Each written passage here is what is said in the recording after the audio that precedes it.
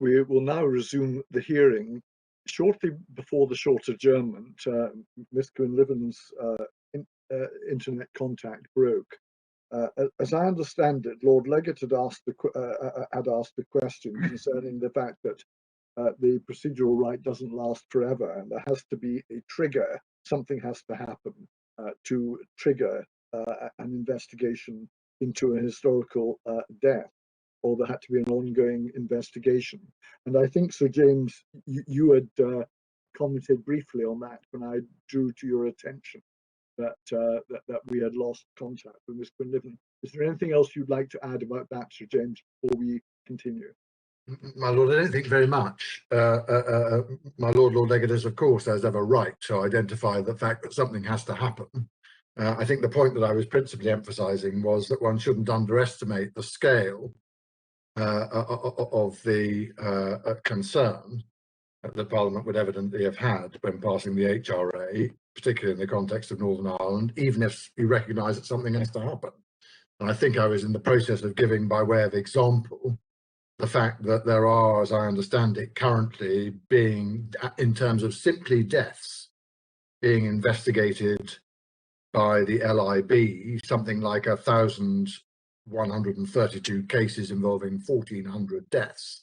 And that, of course, is before you even get to all the Article 3 issues that might be opened up by the sort of approach for which the respondents contend.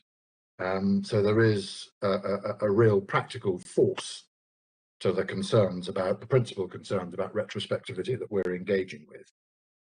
Thank you. To turn then, if I may, I've got a little bit of time, and it may well be that I trespass a little onto Mr. McGuigan's and or possibly Mr. Cole's time, but I've spoken with them and they're content if I go 10 or 15 minutes over, so I hope I won't, but if I do, I have that permission, as it were, from them, if that's acceptable to the court. I wanted to turn to the second of the controversial issues, which is that although Brecknell, of course, provides a basis for reviving the Article 2/3 obligation, it does not replace the genuine connection test. And it is perhaps worth bearing in mind as the starting point in relation to that, the fact that Brecknell itself, as is evident from the case report and the analysis of the issues of the European Court of Human Rights in Strasbourg, it's at pages 4,829 and following, paras 66 and 72 in particular. It's evident that the Strasbourg court was simply considering the nature of the trigger. What was it in terms of evidential satisfaction that needed to be overcome in order for the duty to revive?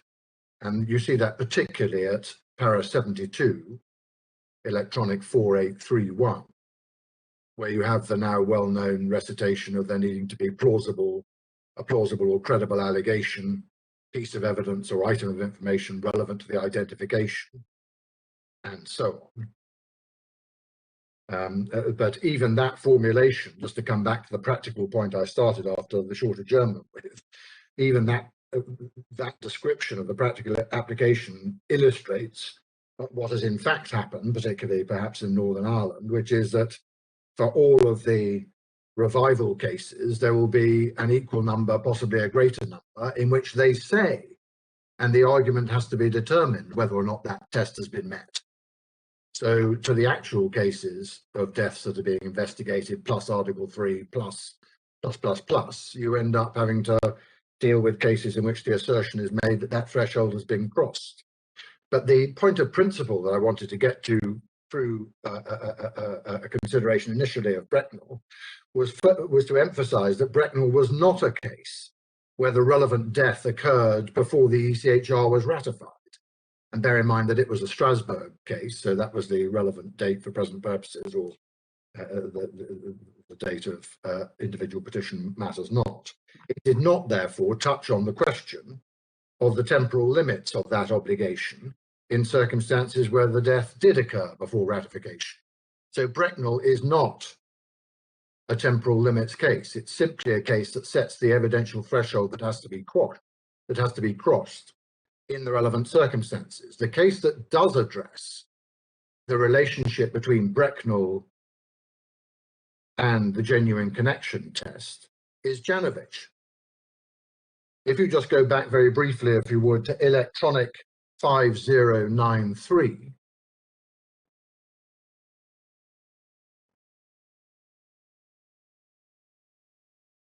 we have the page reference again, please. 44. Could we have the page reference again, please? It's 5094. I'm sorry. 5093, para 144. Does that make sense? Thank you. I should add, Sir James, that certainly on my electronic bundle, I'm always one page ahead of you. I'm so sorry. I think we all are, but it's easy to adjust, so I'm not asking you to change your notes. I'll try and remember. If I try and remember it, I'll almost certainly add rather than subtract. So I may be better stick with what I've got. No, so it's 5093 to you is 5094 to us. Okay. So it's apologies for that. It's para 144. Thank you. And you will see, if you just cast your eye down para 144, just cast your eye down the first half of that until you get to footnote 50.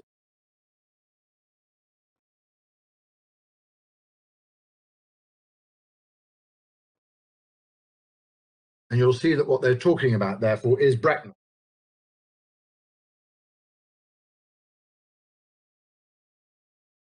And then they continue, should new material emerge in the post-entry into force period, and should it be sufficiently weighty and compelling to warrant a new round of proceedings?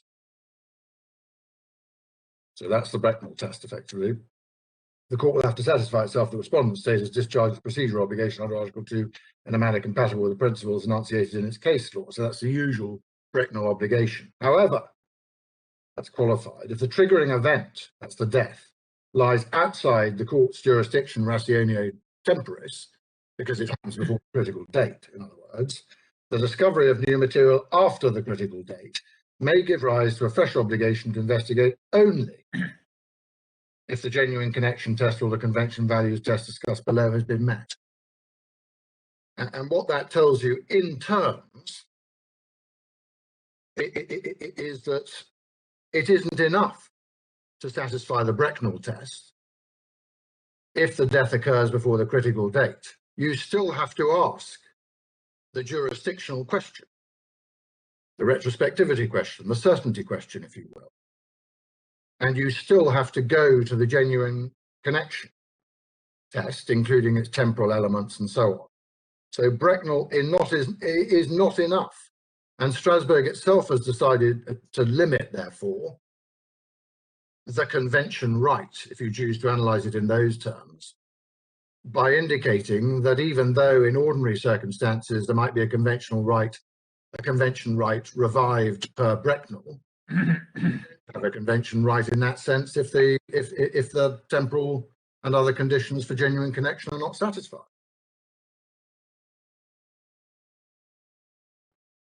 And it might be thought that the position is a fortiori under the HRA, because I think Lord Sells, as part of one of the points he was making before the short adjournment, pointed out, there are plainly circumstances under the HRA, see the definition of convention right in section 6, in which you will have an ECHR right, i.e. a right to shuffle off to Strasbourg and assert your right there, but you will not have an HRA convention right, CEG, if you were complaining about the substantive death itself, if that occurred before the critical date under the HRA, which is 2000. So we do respectfully submit that the true position in principle is that both Strasbourg and a fortiori the HRA, for reasons I've given, recognise that whether you choose to say you haven't got a convention right or you choose to say you've got a convention right of some description, but you've still got to satisfy the genuine connection test matters not. The substance of the point is that you've got to satisfy both. So Brecknell's got to be triggered, and it arises, quote, only if you then satisfy the genuine connection test. So that's the position in principle. And that's all I wanted to say about the principles. I was going to turn in my remaining time to the application of those principles to the two judgments that are before you. I'm going to start, if I may, with the McQuillan judgment. And so far as the McQuillan judgment is concerned in the Court of Appeal, that starts at electronic 228.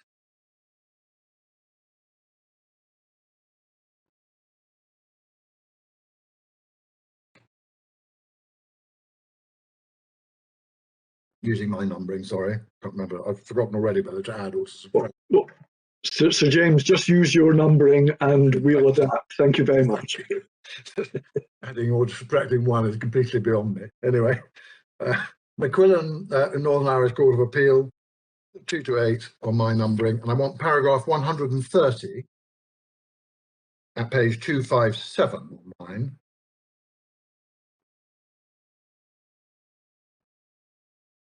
And that sets out the fact that it was common ground that the Brecknell test was satisfied in terms of the evidential hurdle because of the military logs.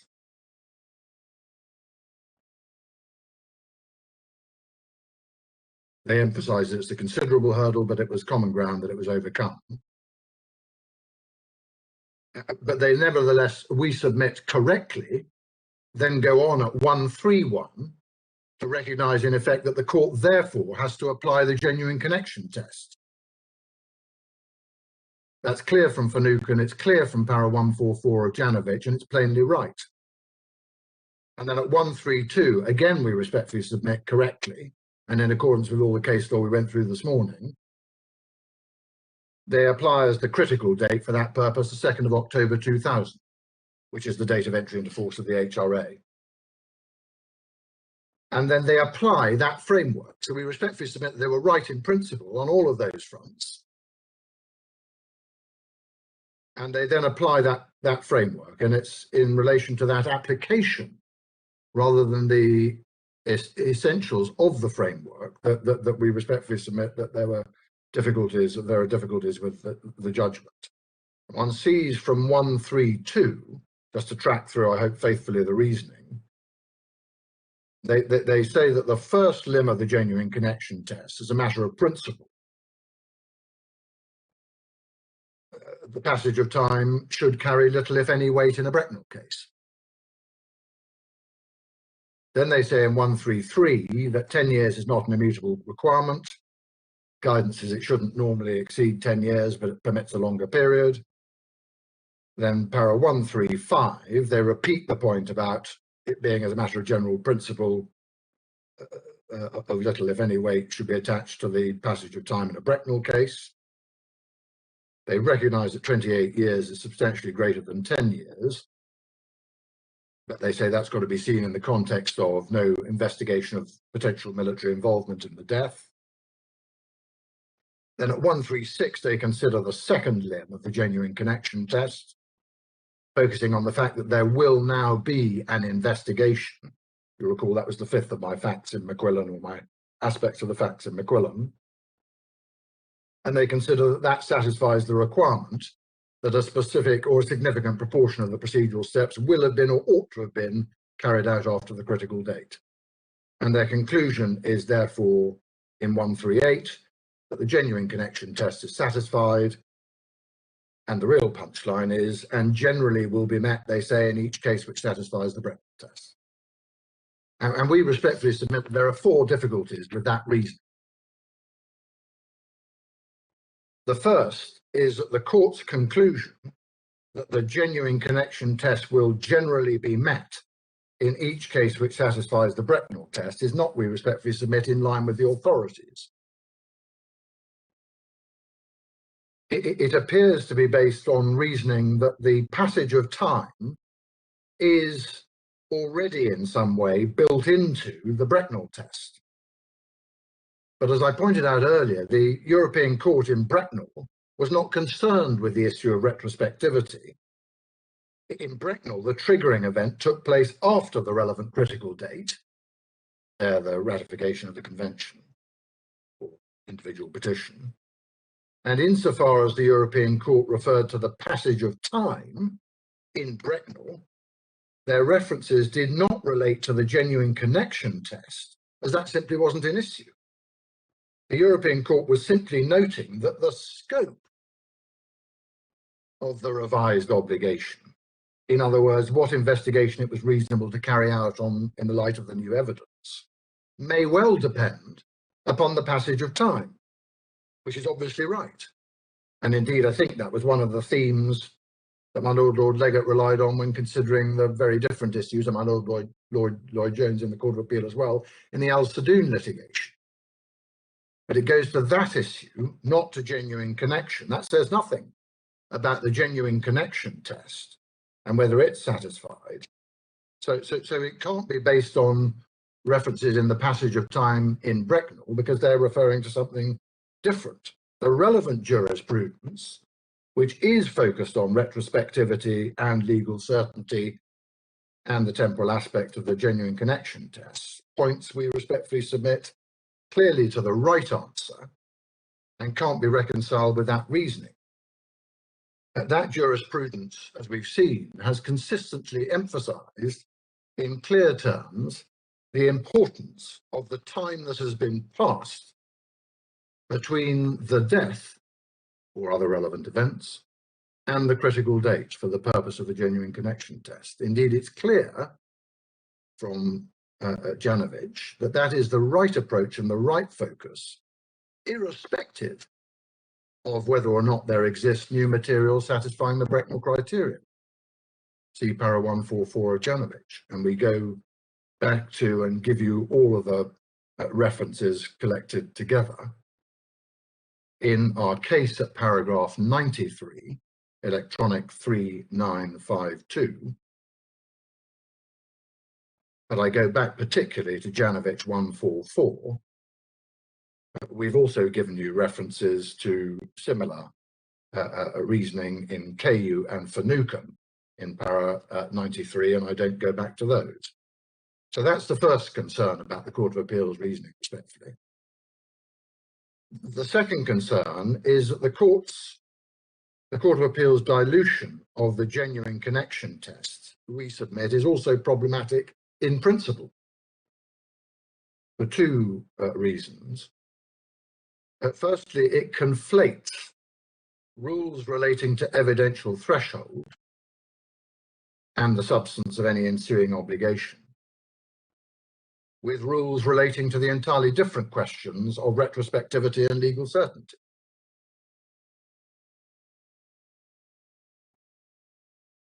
Secondly, it would have the consequence that the emergence of new Brecknell material would give rise to a fresh investigative obligation under Article 2 in respect of any suspicious death, irrespective of the time that that death occurred. It would open the door to demands that all suspicious deaths, however long ago, so long only as the Brecknell evidential threshold is crossed, would be open. And that result, which is problematic for obvious reasons in practical terms, is problematic also in principle terms, because it would entirely undermine the logic behind the jurisdictional limitations identified with considerable clarity in Silic and Janovich and applied in KU and Finucane.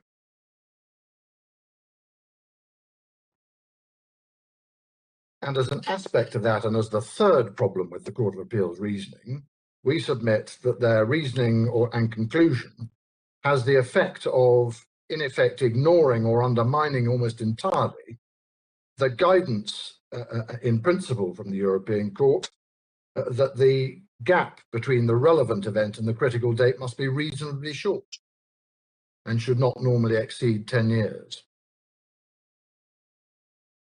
It may be thought that Finucane provides an illustration of the outer limits of the temporal connection requirement, that first aspect of genuine connection.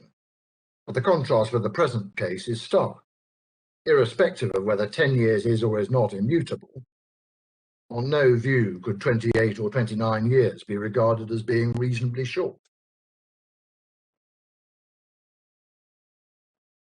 So we do respectfully submit that there are serious problems with that, which all, as it were, flow from the misidentification of the significance of passage of time in the Brecknell case and the failure to appreciate that the true rule is to be found in Janovich. Fourthly, we do also submit that the Court of Appeal was wrong to find that the second limb of the genuine connection test was satisfied. And again, there are two sub-points, an A and a B, in relation to that. The first of them is a principal point. And it may be worth, given the ease in which you can get to things, putting in 5093 to get you back into Janovich, if you would. And I want paragraph 146 of Janovich for this purpose.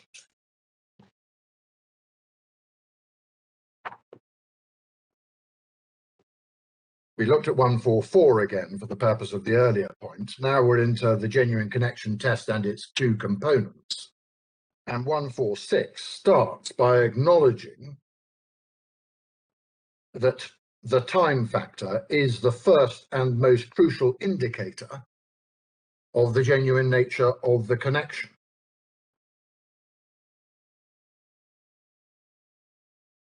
But the key point, perhaps, is the one I made when I was introducing this case, which is that the European Court have made it absolutely clear that the two elements of the genuine connection test, temporal and how much investigation ought to have happened when, those two elements are cumulative.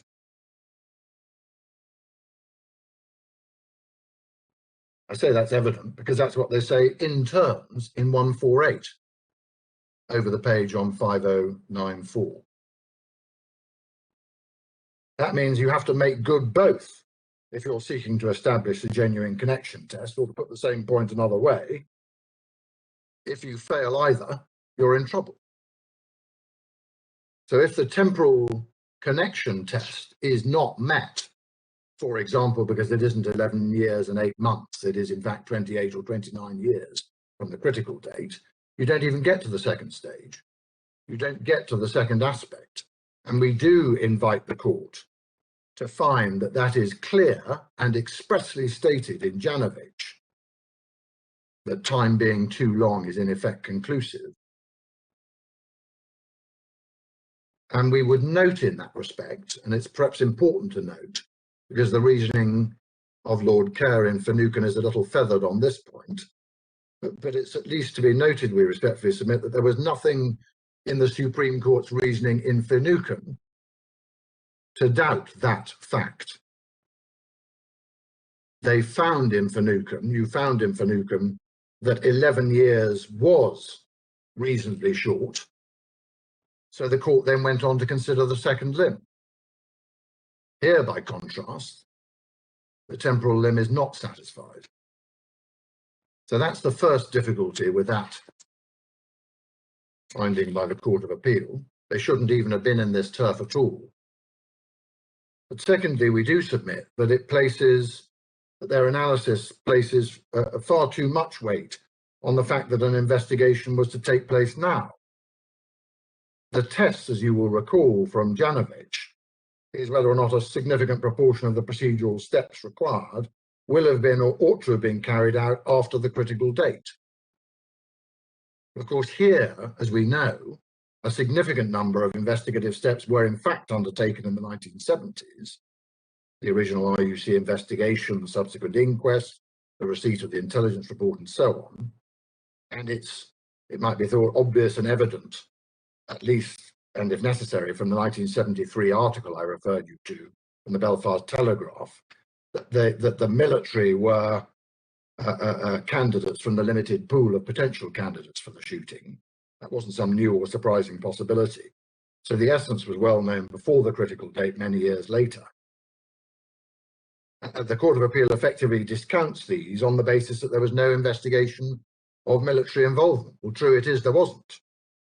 But the key point is that the test is whether such investigation ought to have taken place in the 1970s. And the entire thrust of the respondent's own case is that it should have done.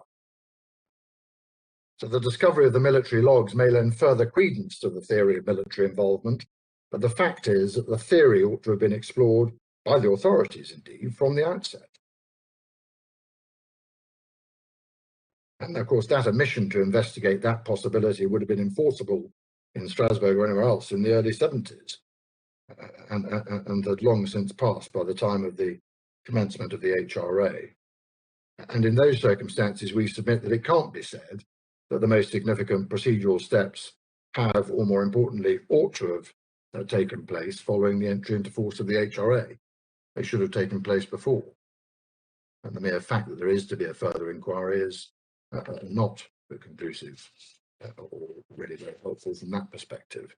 So we take the 2 points. The first one of principle, they shouldn't have been on this turf at all because the temporal connection was not met. And second, even if they were, they misapplied the test. So that's what we say about McQuillan. Hooded men, then, if I may. And as you know, the Court of Appeal in Northern Ireland held that the Article 2 investigative obligation did not arise. So James, I think yes. Lord Burrows would like to ask a question. I'm so sorry, I missed the hand. Lord Burrows, apologies. James, no, sorry, just before you move on. So as I understand your submission, we have to very sharply disassociate the question of time, that is the genuine connection, from the Bretnell test. The question I've then got, if there's no multifactorial elements coming in to the genuine connection test, how do we decide what is a period of time that is short or not short? What are the factors that we have to look at? How do you get sometimes 11 years is okay, sometimes 30 years is okay? What are we doing? Well, you don't get, there aren't too many examples of 30 years. In fact, I can't think of any. Oh, so, I thought you gave us one. Sorry, I apologise. Yeah, so one needs to distinguish between the Bretnell obligation being triggered and the genuine connection test. That's point one. That was the distinction that was clearly drawn in 144 of Janovich. Yep. Then you say, now we're on the genuine connection test, and it has its 2 elements. It's not enough just to have Bretnell triggered. You've got to satisfy the genuine connection test. That's got its 2 aspects, and one of them is time, and the other one, in essence, is when did the procedural steps happen. So basic taxonomy is clear, we submit. Your question then says, well, how do we decide if there is a need to satisfy both, and you can fail at the first stage, which is time? How do we determine whether time is reasonably short or not? Is it just in the vacuum, as it were, or is there some other set of factors to which one can have reference for the purpose of determining reasonableness? And I don't think there's a clear or indeed any answer really in the case law to that. What the case law does indicate is that you need to satisfy both of those 2 aspects of genuine connection. So it would be at least a little odd if you could drag in the second one into the first. But I think the way in which I would answer the question in principle is that you just have to do the best you can on the examples in the Strasbourg case law.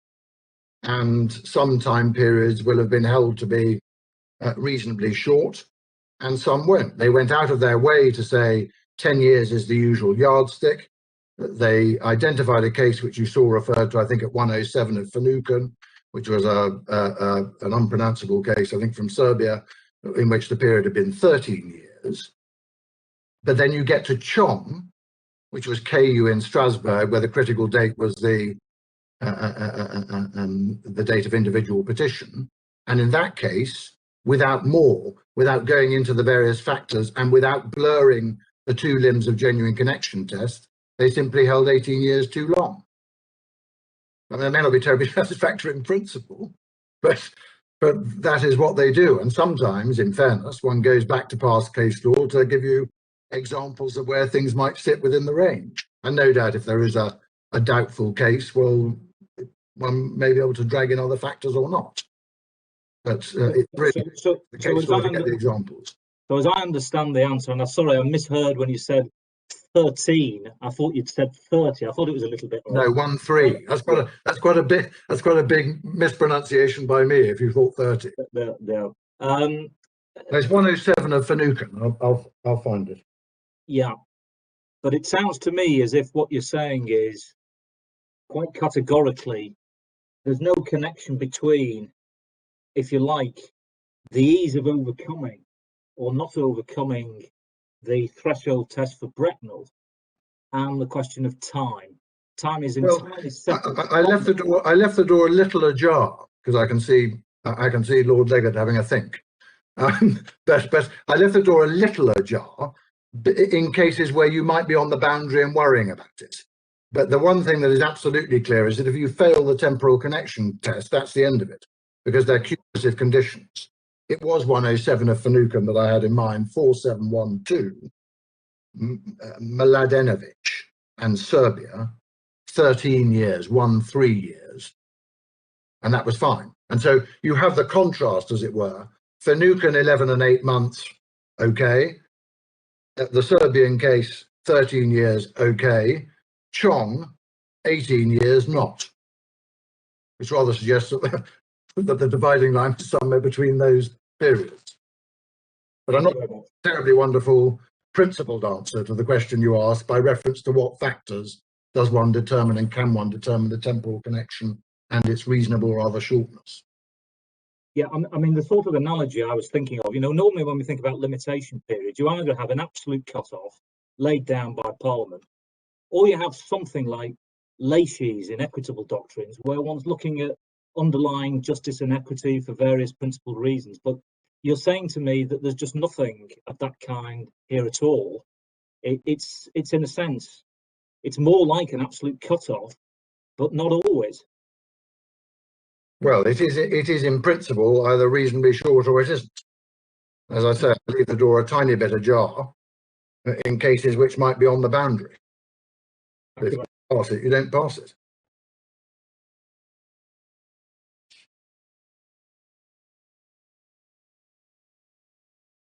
Is that enough on that one for Lord Sales? Yeah. It's just while we're looking at the formula of genuine connection, I think it's worth calling attention to the fact that both in Silich, para 163, and Janovic, para 145, that being 5094, it's a genuine connection between the triggering event and the entry into force of the convention. I mean, it goes back to a point that Lord Legate raised about sort of how detachable is the obligation of investigation. And it might be said that it's detachable to some degree in that you don't have a hard cutoff, but it's not absolutely detachable, because what you're still looking for, slightly curiously, but the formula is there and used repeatedly now by the Strasbourg court, of a genuine connection between the death and the entry into force of, in their case, the convention. Yeah. So it's not an obligation to investigate a suspicious death whenever it occurred at all. No. It's only if there is this magical genuine connection formula which is applicable in relation to the death in question. Well, yes, I agree with that, and one can put that same point in a variety of different ways. You either say it's more or less detachable, or you say there is this additional condition. And the one thing that's absolutely clear is that the mere satisfaction of the Brecknell test is not enough, because otherwise Janovic becomes inexplicable for reasons we've gone through. Back to hooded men, if I may. They hold in the Court of Appeal that the investigative obligation doesn't arise, and they gave two good reasons for that, we submit. Firstly, the Brecknell criteria were not satisfied on the facts of the case, and we respectfully submit that paragraphs 100 to 106, electronic 1921, were correct in relation to that. The material in issue is the same material that was in the revision judgment and that was considered in the revision judgment in Strasbourg. And the European Court concluded that that new material did not contain, as they put it, sufficient prima facie evidence of the alleged new fact, nor did it, again as they put it, demonstrate facts regarding the level of authorization which were unknown to the court when it delivered the original judgment. Those were the paragraphs I took you to earlier. And those findings we submit are plainly important to the Brecknell question, whether the new material presented a plausible, credible allegation, and so on. But irrespective of that judgment, the Court of Appeal correctly concluded that the material relied on by the respondents did not satisfy Brecknell, the evidential threshold in Brecknell, for the reasons they give at 103 to 105 of their judgment. And we say that the present context is analogous to the position as it was in KU, as the European Court put it in Chong, KU in Strasbourg. There was already weighty evidence in the public domain that challenged what had then been the official account of the killings in that case. And when further evidence came to light in the Chong case, the European Court found that that material, quote, merely corroborated the account that the applicants always believed. That's paragraph 93 of Chong at page 4858. So they held that the Brecknell criteria were not satisfied on the facts of that case. The second point is an in any event point. In any event, the Court of Appeal correctly held, submit, that the genuine connection test was not satisfied in this case. The temporal connection limb wasn't satisfied because of the 29-year lapse between the triggering event, the application of the 5 techniques, and the critical date, namely the Human Rights Act coming into effect. That's paragraph 107 of the Court of Appeal's judgment. That should have been the end of the analysis for reasons I've gone through, but in any event, nor is the procedural acts or limbs, or acts or omissions limb satisfied. Also see Court of Appeal 107, relying and referring back to Mr. Justice Maguire's reasoning, to which they had little to add, at paragraphs 240 to 246. That's Mr. Justice Maguire's judgment at EF 2018. And of course, the allegations forming the subject of these claims were the subject of extensive investigation, as I indicated at the outset, including 2 committees of inquiry, detailed public and parliamentary debates, interstate proceedings before the Commission, a separate round of proceedings before the European Court, all concluded by 1978, some 22 years before the critical date. So the respondents try and get round that by saying that the Brecknell test gives rise to some freestanding obligation under which no issue of retrospectivity arises. Well, that's directly contrary to the clear and express passage I've repeatedly taken you to from Janovich. I note finally that in relation to the convention values test, which is the alternative, as you will recall, to the genuine connections test in the taxonomy, the court concluded that it wasn't necessary to reach a view in relation to that. But had it been necessary, or should it become necessary, to have a look at that, we do respectfully submit that there are a series of pretty important facts in relation to this case, which would take it outside the reach of that concept. We know the height of the hurdle which it imposes from the case law I took you to earlier. See paras 149, 150 and 151 of Janovich in particular. But the key features here are firstly that there was extensive and detailed investigation at the time. Lord Leggett, yes. You by implication there answered a question that's been turning over in my mind, which is whether the convention values test depends solely on the gravity of the originating event, or whether you're entitled to take into account how important it is to have an investigation, given all that's gone before. My lord, I say that they haven't constrained it, and plainly the extent and nature of investigations could feed into that, is my response and submission. Thank you. Court of Appeal 107 to 109 correct in that respect. 107 and 109, I should say. And as a part of that, so that's just the thing that happened at the time. There have now been 3 rounds of Strasbourg proceedings concerning these cases, an extensive investigation there, commission, court, years later revision, court. And the court has performed the function of effectively protecting convention values in respect of this case on each of those occasions. And there's therefore no justification for invoking the court's wholly exceptional jurisdiction here.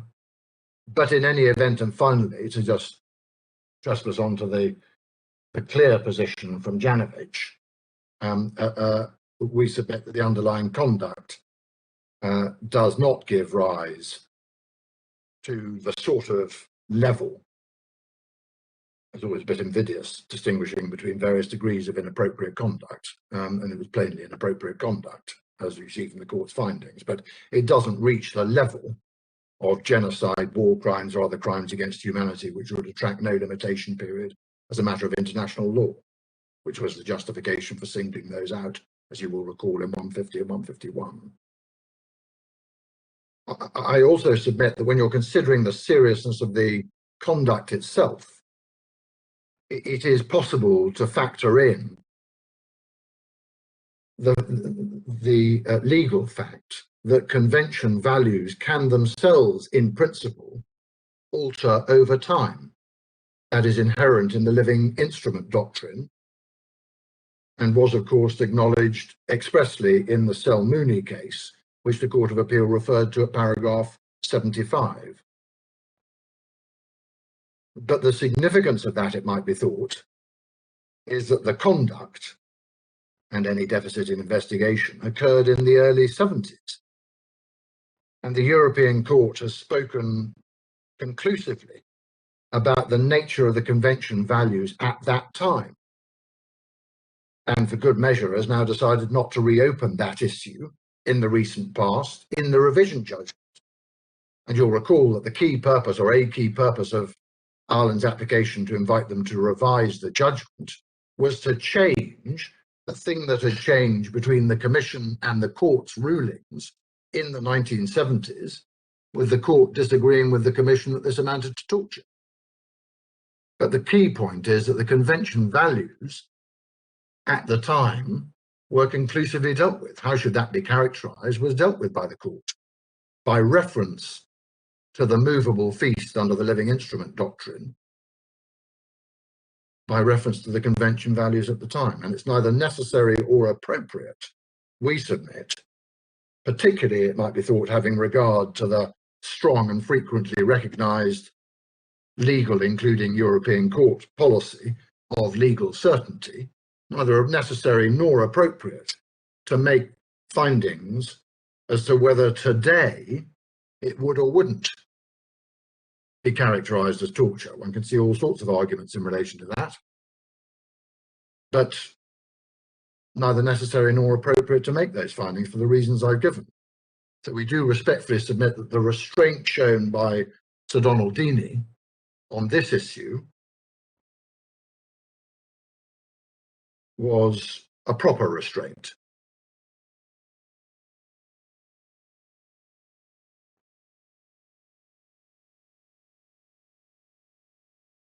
But that touches, as I say, on convention values in circumstances in which the Court of Appeal have already disposed of the case at an earlier stage of the analysis. So I add that simply for completeness. My lords, finally, you know that there is a question, at least in hooded men, about whether the claim is out of time under the HRA. As I understand it, there's something of a procedural spat about that. So far as that procedural spat is concerned, if it's maintained, I have nothing to add to what we've said in our case at 116.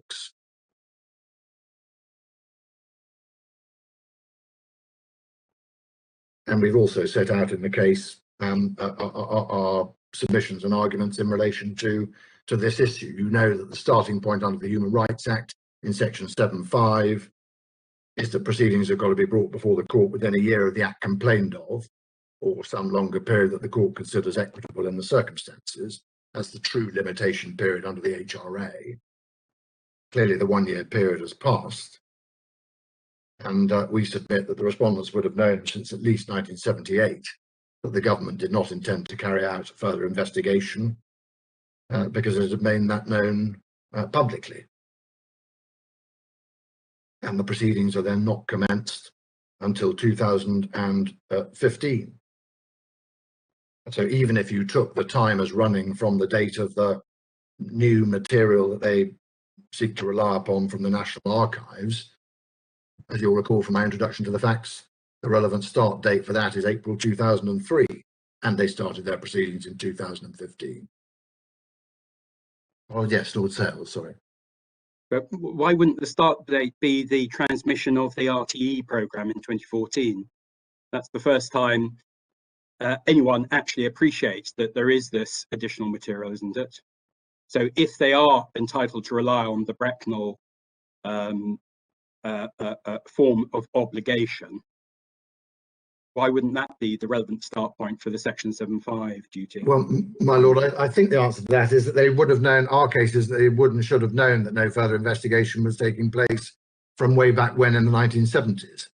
I'm not sure quite what the position is. I'll check and come back to you if I may when I check the facts, but I'm not sure quite what the position is so far as National Archives and researching is concerned. I'm not sure whether it was exactly that date of the RTE transmission that first brought that to public attention. But documents, I think, have been released earlier. Anyway, I can check. Well, they've been released into the archive at Kew, where no one knew about them. Until there was and then what brings it home, as I understand it, both to the applicants and to the public authorities, that there may be something requiring further investigation, was the RTE programme in 2014. Anyway, it is the position that if that's the relevant point in time, that they are within time. So far as Section 7. Well, I think it is, if that's right, because they got much closer to the year period. They started in 2015. All right, thank you. Yes, I was about to say I'd finished. My lord, Lord Legate. In terms of what you call the procedural spat, Mr. Eady, I know it's a bit degrading to get into that, but if I followed your skeleton your case, your basis for advancing this is you put something in your skeleton argument in the Court of Appeal, but I don't understand you to suggest that this point was taken at first instance. Would that be correct? No, I think the point was argued at first instance. Again, I'll double check the facts and make sure. I think it was argued about, and right.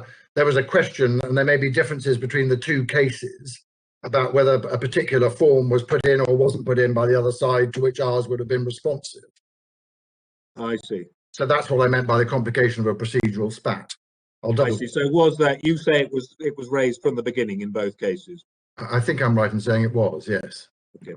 Shaken out if I've got that wrong. Thank you. That makes it perhaps even less edifying to get involved in them. Yes. Spats, but that's the position. Thank you. My lords, unless there are further matters on which I can assist, and with gratitude to other counsel for permitting me to encroach on their time a bit, those are my submissions. So, James, I don't think my colleagues are coming up with questions at the moment. So thank you very much indeed. Mr. McGuigan. Yes, my lords, I appear with my learned friend Mr. McLaughlin and Ms. Curran for the Chief Constable. My lords, there was an issue which Lord Hodge raised at the outset of the proceedings today about some additional evidential material being admitted, and we have submitted 2 affidavits on behalf of a police officer dealing with updating materials in respect of the legacy investigation processes. That's been, I think, objected to by my learned friends, who have in turn advanced some rebuttal evidential material. I'm not sure how contentious this is ultimately. If our evidential material is admitted, and we say it should be because it illuminates the evolving factual position, if it is admitted, then we have no objection to the respondent's additional material being placed before the court. These are public law proceedings, and it's better for the court to have the fullest possible factual picture. So our application is to admit the additional evidential documents in respect of the 2 affidavits of Mr. Wright. Yes. The panel took the opportunity before this hearing commenced to exchange views on this matter. I have to say that it is not really appropriate as a general rule to introduce new evidence in this court, because it is not our practice to have what one might call a rolling judicial review. The court is prepared to look at the material which the parties have provided, but we have to say we have significant doubts as to its relevance. And we're also concerned that the material clearly has not been considered by the court below. So unless the other parties object, and I'll clarify that in a second, our inclination is to admit de bene esse. That is, we'll decide later whether it can be taken into account when we deliberate on our judgment. Can I just, would that be acceptable to you, Mr. McGuigan? Certainly, my lord, yes.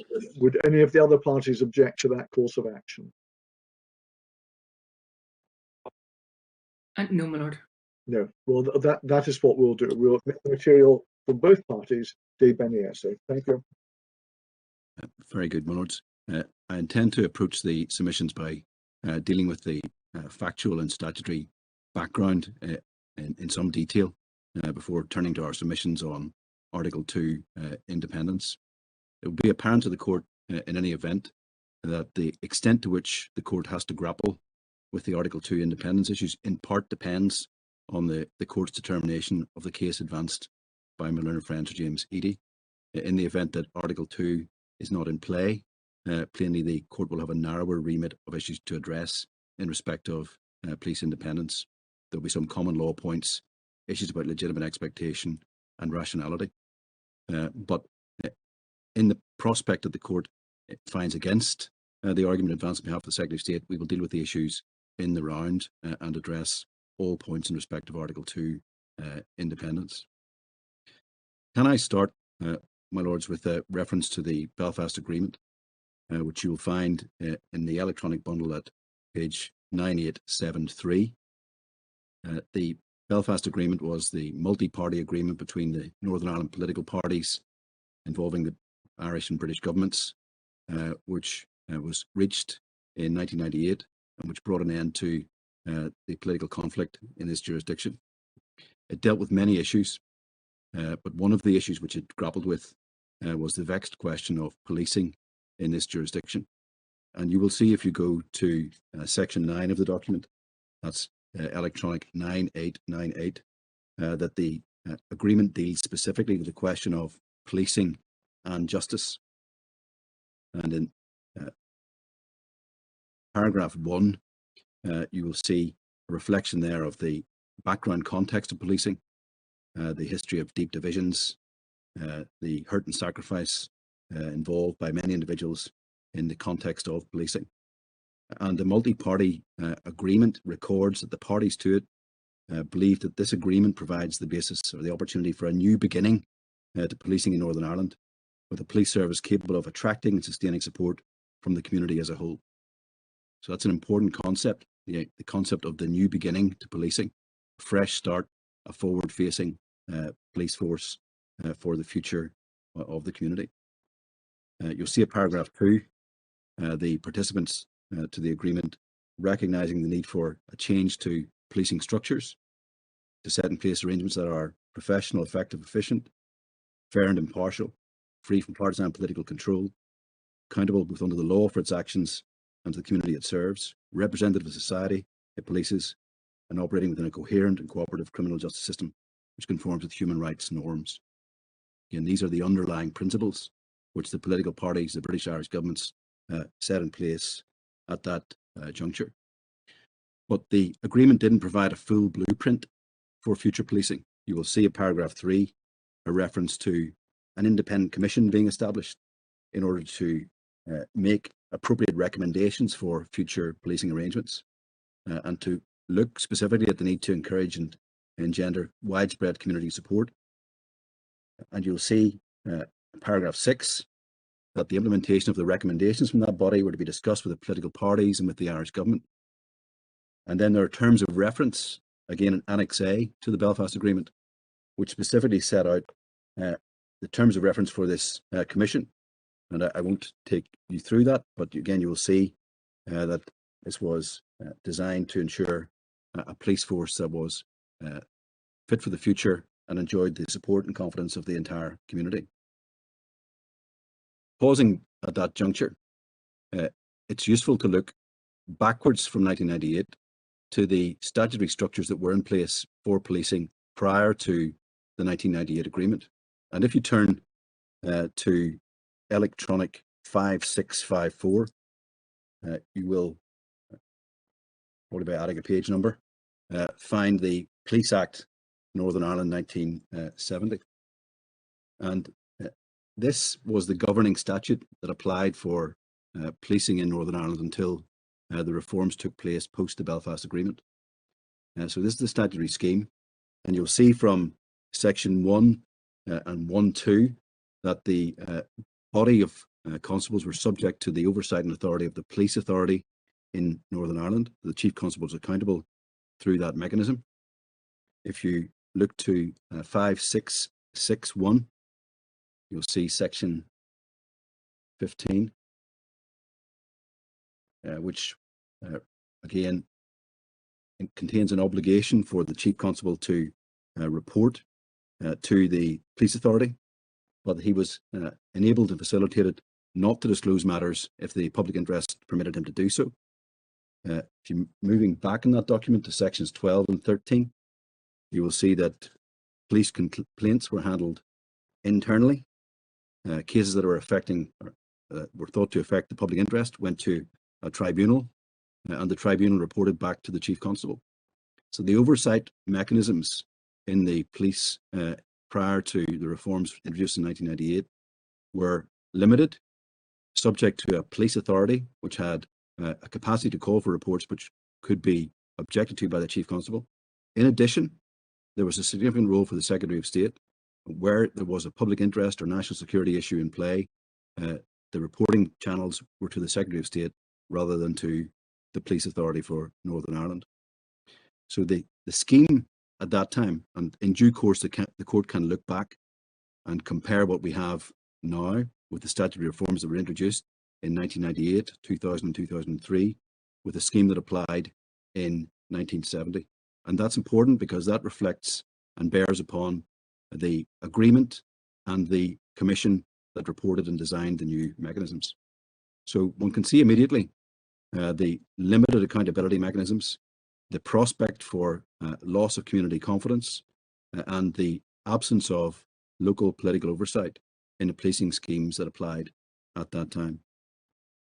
If we move forward then, and I'll take you to electronic 9740, you will see the document known as the Patton Report, and it's headed A New Beginning for Policing in Northern Ireland, which of course is the line taken from the Belfast Agreement itself.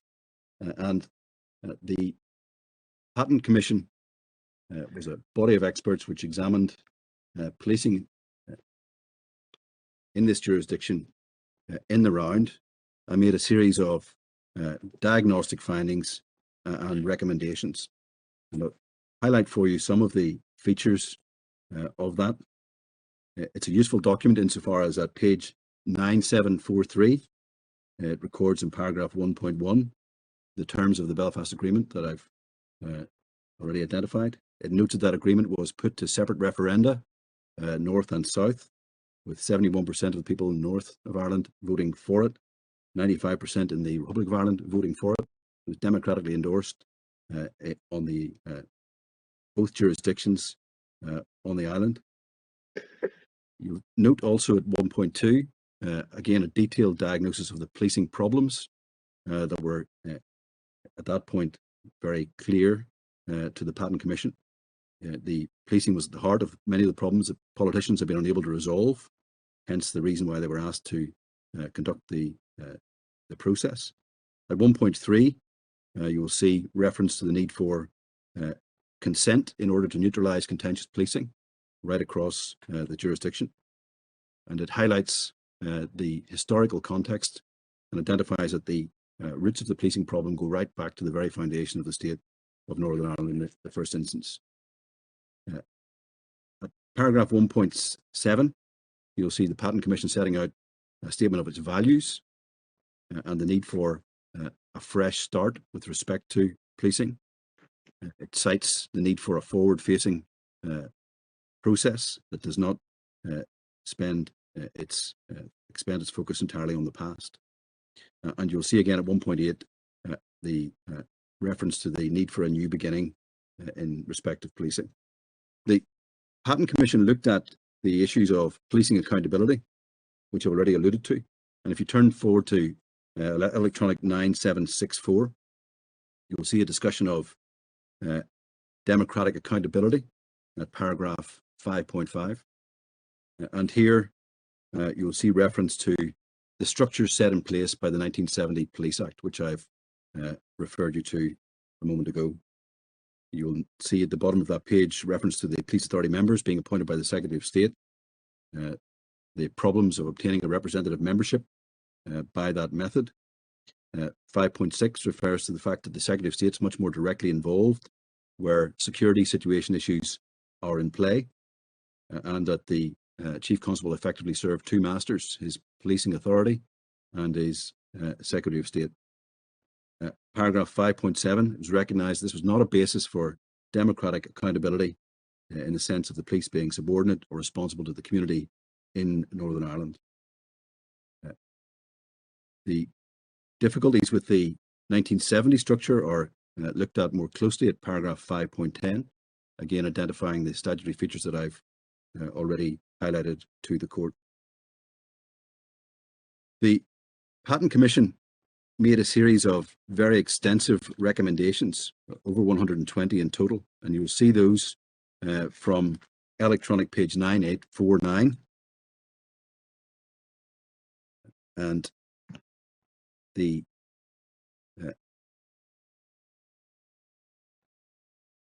section beginning human rights contains a series of recommendations intending to put human rights at the centre of the policing approach. So you'll see there's a new oath to be taken, a new code of ethics to replace the existing code.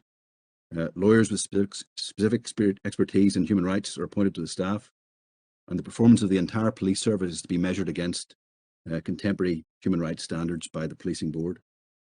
The accountability structures are dealt with in paragraphs 8 onwards, so we have a complete change to a policing authority. We now have a policing board, which has its statutory function, holding the Chief Constable and the police service publicly to account. It was a wholesale change from the 1970 framework. You'll see at paragraph 16, and again this has a significance later, that the policing board should have 19 members, 10 of whom should be assembly members drawn from the parties comprising the new Northern Ireland Executive, selected on a DeHunt system. So the governance of the police through the policing board is reflective of the general elective governance structures in Northern Ireland. So when you have a policing board approving or monitoring or criticising the Chief Constable, one can see that that has a direct analogue with the democratic governance structures in the Northern Ireland Assembly. The political makeup of the board, the elected part of the board, will reflect the political makeup of the Assembly. And again, that has a significance, you'll see, when we come to identify how various reforms developed at a later stage. Paragraph 20, it was recommended that responsibility for policing should be devolved to the Northern Ireland Executive as soon as possible, except for matters of national security. And we'll see that didn't actually take place until 2010, when we had the devolution order bringing devolution and justice into the Northern Ireland jurisdiction. That was a recommendation again from the Patent Committee. Paragraph 25, you'll see the board has the power to require the Chief Constable to report on any issue, and he is required to attend, make his reports. They have further powers to follow up on any reports and initiate an inquiry. Again, a much more robust governance structure than applied under the 1970 arrangements. There was the introduction of a police ombudsman through the 1998 Police Act, so it was already in place. But by the time we get to the Patent Commission at 9853, you'll see at paragraph 38, this is now to be an enhanced institution for the governance of policing in Northern Ireland to be staffed and resourced accordingly. Again, this is important in terms of the overall framework of these appeals, because in circumstances where there is a legacy review or investigation which identifies wrongdoing on the part of a former RUC officer, the structures and processes require that is to be thereafter investigated by the police ombudsman, by this structure, not by the PSNI itself. So this again is a foundational feature of our new policing reforms, and some of the concerns about practical independence that are at large in these appeals can be addressed through the very application of these mechanisms, and we'll develop that point in a little more detail. Paragraphs 52 and onwards deal with the normalisation of policing, so the demilitarisation of police stations, vehicles and processes. Paragraph 66 and onwards, that's page 9855, make recommendations in respect of a reduction of the role of the military in public order policing in order to, again, civilianise the policing processes. The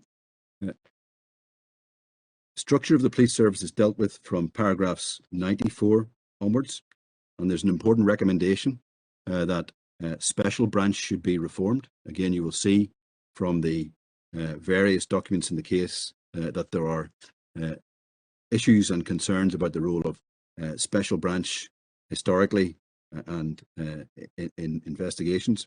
Patton recommended that it change its structure and it no longer operated as a freestanding entity within the police force. It has the same management structures. The police force was reduced in size, and you'll see that from paragraph 105 onwards. Officers were offered opportunities to retire from the force, again with the intention of changing the profile, the community profile of policing. So they were offered severance packages. And you will have at paragraph 121 quite the radical recommendation of a form of positive discrimination, so that one had 50-50 recruitment in terms of the religious community background of police recruits. Again, all directed to shoring up the foundational concepts in the agreement of broadening community confidence and support for policing. At paragraph 126, you'll see a requirement to register interests, so that this would be means that available to both the police ombudsman and the chief constable to understand the profile and interests of his constables. And at paragraphs 150, you will see a reference to the RUC not being disbanded, but should be henceforth named the Northern Ireland Police Service. In fact, it wasn't named that, but that was the recommendation. They should have a new badge and symbols, entirely free from any association with British or Irish states, and their references to flags and emblems. So the Patton report was the subject of extensive consultation with the public, and was in due course the basis for statutory reforms. And you'll see the stance taken by government in response to the Patton reports can be seen in a statement by the then Secretary of State, Mr. Mandelson, to Parliament in January 2000. You'll find that at electronic 639.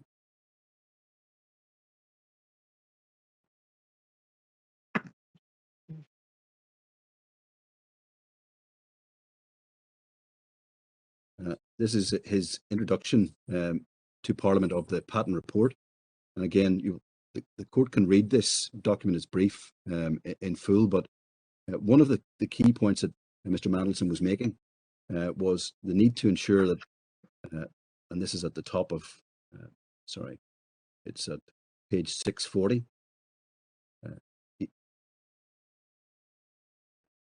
Paragraph beginning, I say interdependent. He's talking here about the need to have a police force that's acceptable to both traditions. And he notes it's only by recognising the sacrifices of the past that we can move forward together to meet the challenges of the future.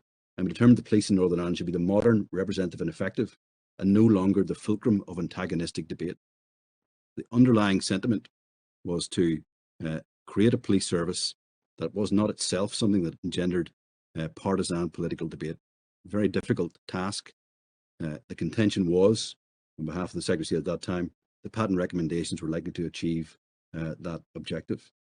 So that was commended to Parliament and set in train a process of legislative reform. And I take it to that sequence of statutory changes. First of all, the first statutory change of significance actually predated the completion of the patent report, and that was the Police Northern Ireland Act 1998, which you'll find at electronic 5667.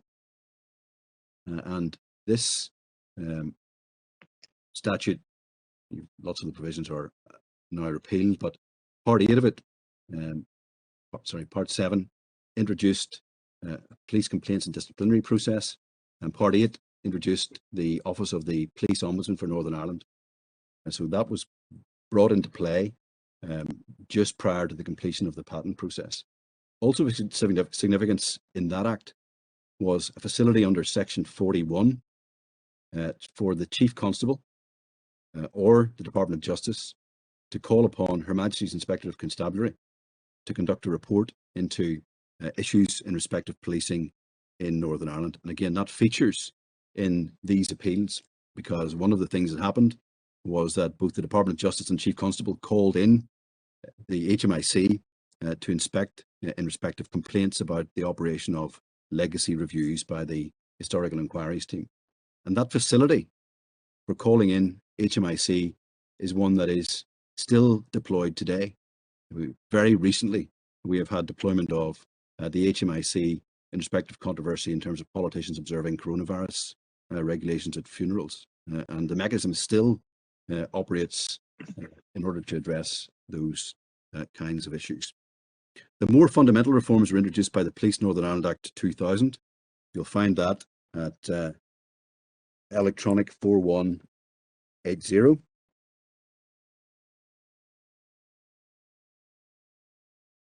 And this is the governing statute which continues to apply in respect of the police service. You'll see at Section 1.1, the patent recommendation on name change is implemented. So it's the body of constables known as the Royal Ulster Constabulary shall continue in being as the PSNI, incorporating the RUC. So the RUC, the connection is recognised. The Policing Board is established in Section 2 of the Act. The Police Authority is dissolved. The general functions of the Policing Board are set out in Section 3 at the top of page 4182. They are to hold the Chief Constable to account for the exercise of his functions and those of the police staff, monitors performance in 3B in respect of a number of things, including compliance with the Human Rights Act. At C, the board should keep itself informed. At numeral 5, the extent to which the membership of the police and police staff is representative of the community in Ireland, in Northern Ireland. At subsection 4 at the bottom of the page, you will see the board should have regard to the principle that policing should be conducted or is to be conducted in an impartial manner. Again, reflecting patent proposals. The policing objectives are set out in the process of identifying policing objectives are set out in Section 24, which is 4188.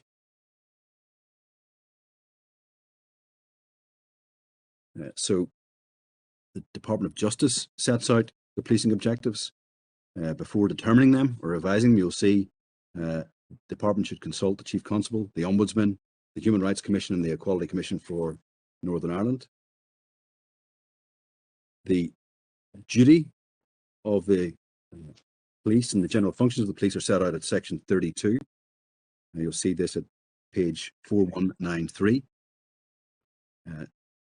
Section 32 is the general duty of police officers, and those are identified. I'll flag for you subsection D, where an offence has been committed, to take measures to bring the offender to justice, an issue which features ultimately in the response to the hooded men concerns about Lord Carrington, and we'll return to that point in due course. Section 38, 4194,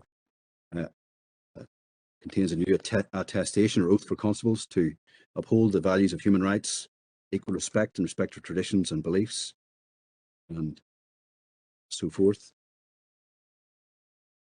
There is at Section 52, and that's page 4200, a requirement to have a new code of ethics identified by the policing board, to which the Chief Constable and board should have regard to. The issue of flags and emblems is dealt with at section 54, empowering provisions for new regulations in respect of such matters. And then at section 59, we have, that's 4204, these hard-edged obligations in respect of reporting and accountability on behalf of the Chief Constable to the Northern Ireland Policing Board. So he has a general duty to report to the board at section 59. And then at 4207, there's a facility for inquiry by the board where the Chief Constable has reported on any matter and where they think an inquiry is appropriate. There is a capacity for the Chief Constable to ask the Secretary of State to consider whether such an inquiry should not be held on grounds of national security. You'll see that at page 4208, subsection 3. And that cross-refers with section 76A, page 4212. So there is a limited facility to limit the scope of an inquiry by the board where it's in the interests of national security. But otherwise, the court can see immediately the contrast between the 1970 framework and the framework that's set out in the Police Act of 2000 in terms of identity, ethos, primacy of human rights, the need for cross-community support, and a robust accountability mechanism allied to a complaints process involving the police ombudsman. So by 2000, we have in place the statutory framework which persists to the present day. In addition, the special branch were effectively disbanded. The primacy for the handling of intelligence in respect of national security and Northern Ireland related terrorism passed from the police to the security service.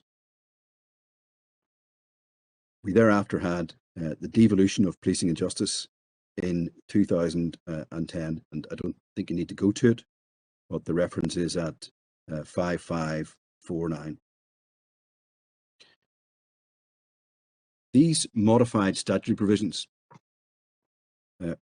were all in place when the Strasbourg court came to examine the role and independence of the PSNI in the decisions in Hackett and Brecknell, to which we will return in some more detail. So the changes that I've shown you between the 1970 framework and the 2000 framework were in contemplation by the Strasbourg court when it made its observations about the institutional independence of the PSNI in Brecknell, and that's a point which we'll return to in some further detail. It's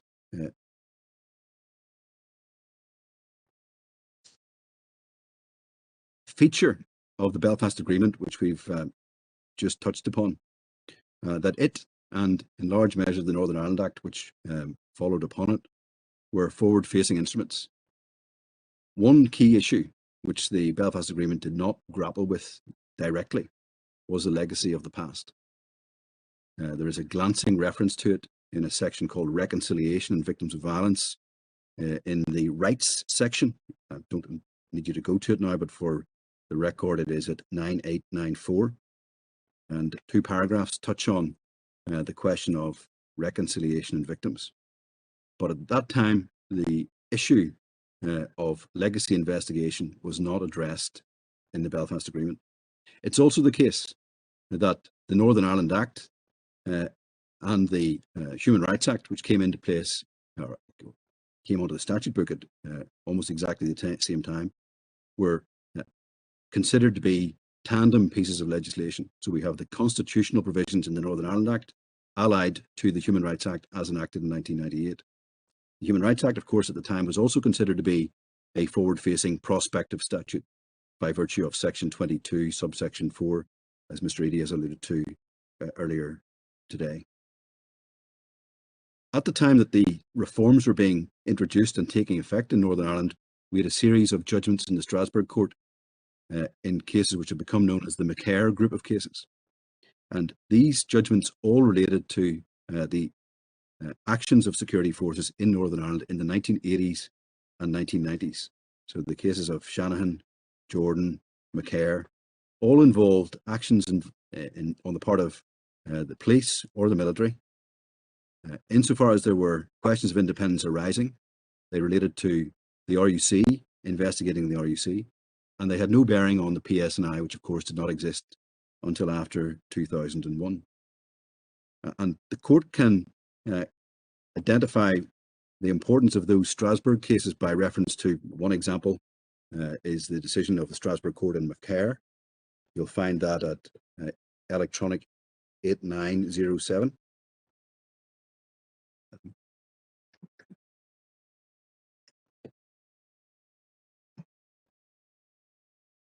And the McCare decision related to a series of incidents in 1983 in which a number of individuals were shot and killed by police officers in an anti-terrorist operation.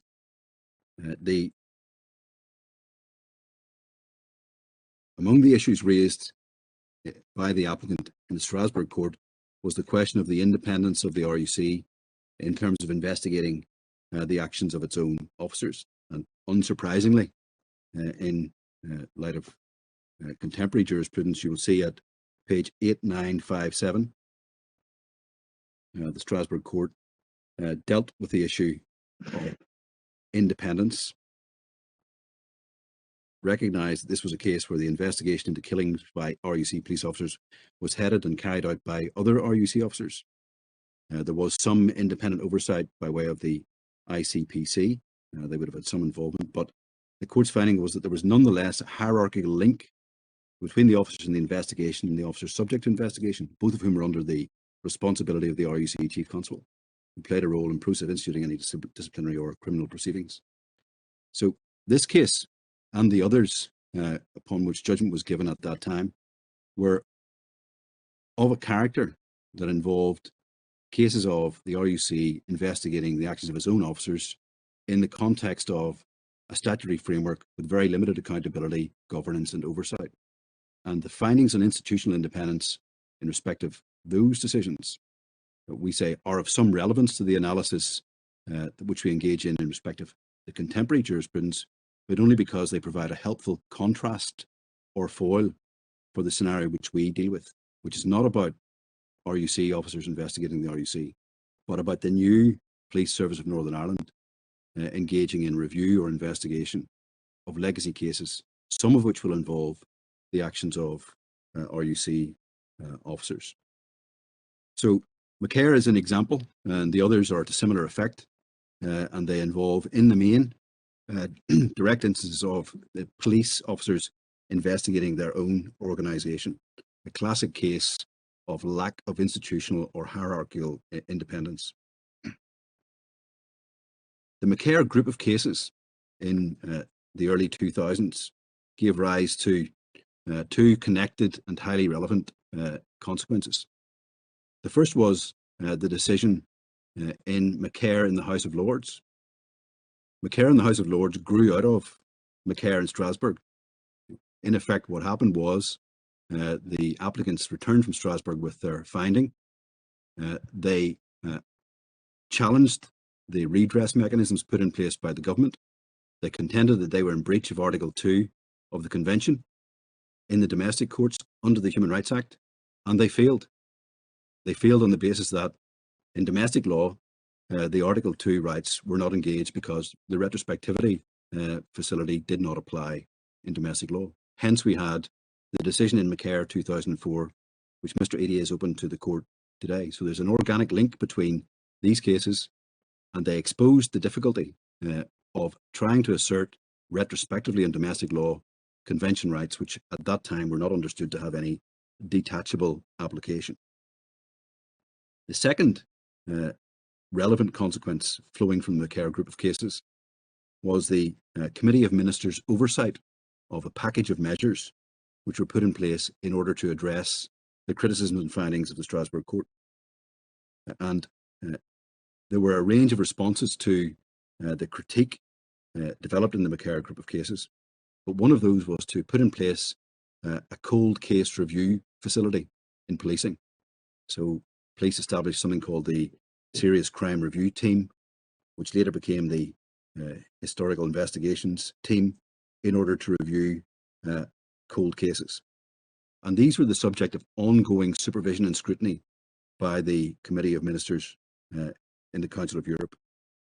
And this, again, is a feature of these appeals. And you will see, my lords, if you turn to electronic 794.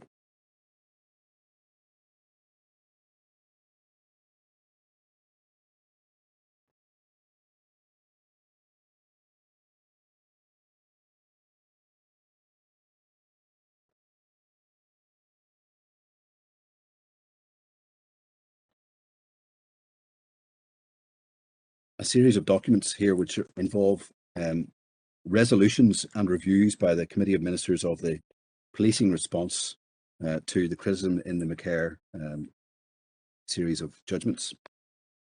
So you will see, in fact, if you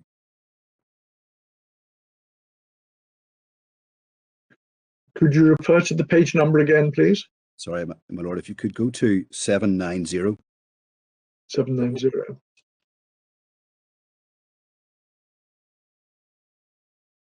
Thank you. This is consideration of the Historical Inquiries Team, an independent unit of the police service, reporting directly to the Chief Constable. Established in September 2005, began its work in January 2006. So there's a history here of the body known as the HET, which again features in these appeals. And this is being, at this point, examined by the Secretariat for the Committee of Ministers. And at this juncture, they are looking at it in 2008.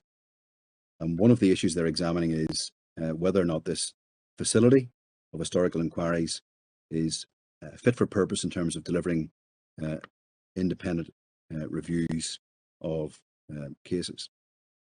You will see at 792, particular provision was made for cases involving collusion. They were handled by a particular team with officers from outside Northern Ireland, and they examined links between cases. You'll see at paragraph 37 on the same page, at that time they had 1,344 cases open and underway and had completed 471 reviews. The Secretariat assessment is on the facing page 793, the bottom of the page 47. They note that the HET does not carry out Article 2 compliant investigations. They will not only view existing evidence, but will also examine potential for gathering new evidence from lines of inquiry, missed opportunities, or from turning information or intelligence into evidence. And if they find evidence, they will forward the files to the prosecution service. At paragraph 56 on page 794, having looked at the work of this body, the Secretariat proposed to the Committee of Ministers that they encourage the HET to finalise its work and might decide to close its examination of this measure, as it has the structure and means capable of allowing it to complete its purposes. The Committee of Ministers then examined that, and in the next document beginning at 795,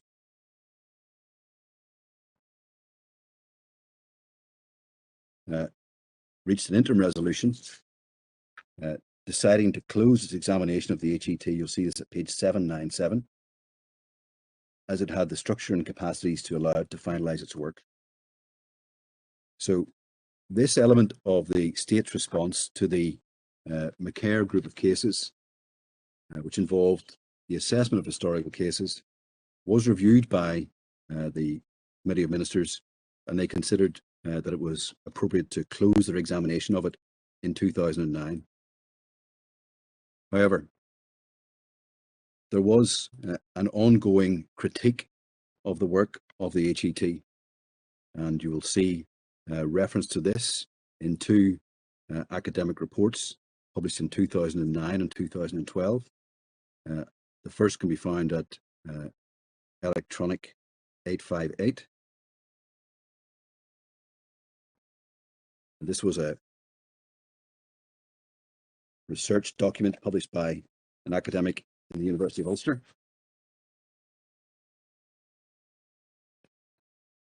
And the focus of this research, importantly, was not on the actions of the police, but on the way in which the HET teams, the independent team, made up of officers who were based in England, conducted interviews of former serving soldiers. This was about HET interviews being conducted of military veterans, not police officers. And the thrust of the critique was that a pragmatic approach was being adopted to these former soldiers, and that interviews were being conducted in a way that the information obtained would not necessarily be viable in any subsequent criminal prosecution. So that was the overall thrust of that first research report. The second report, the quote will find at 914, and again on the same theme, involved the assessment of HET review processes and procedures in Royal Military Police investigation cases. So this was about how military police dealt with former soldiers who are then being re-interviewed by an independent team of HET officers based in England. And the criticism that's addressed there can be identified in the conclusion. That's at page 923.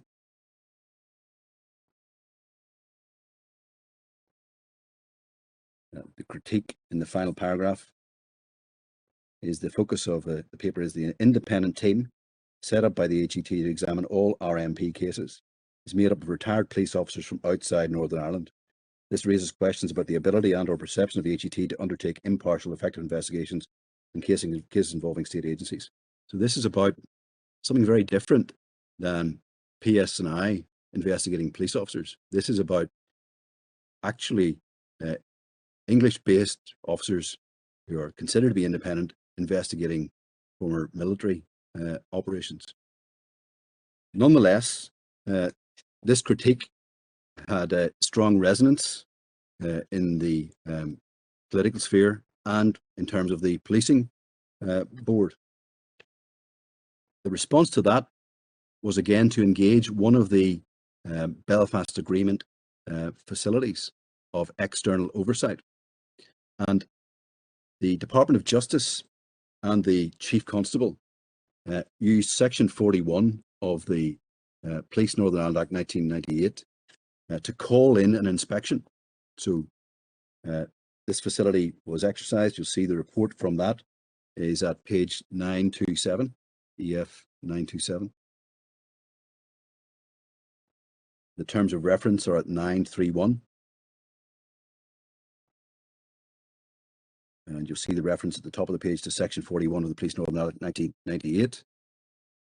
And the Minister of Justice commissioning HMIC in accordance with terms of reference produced jointly by the Chief Constable and the Policing Board be found to Annex A to this report.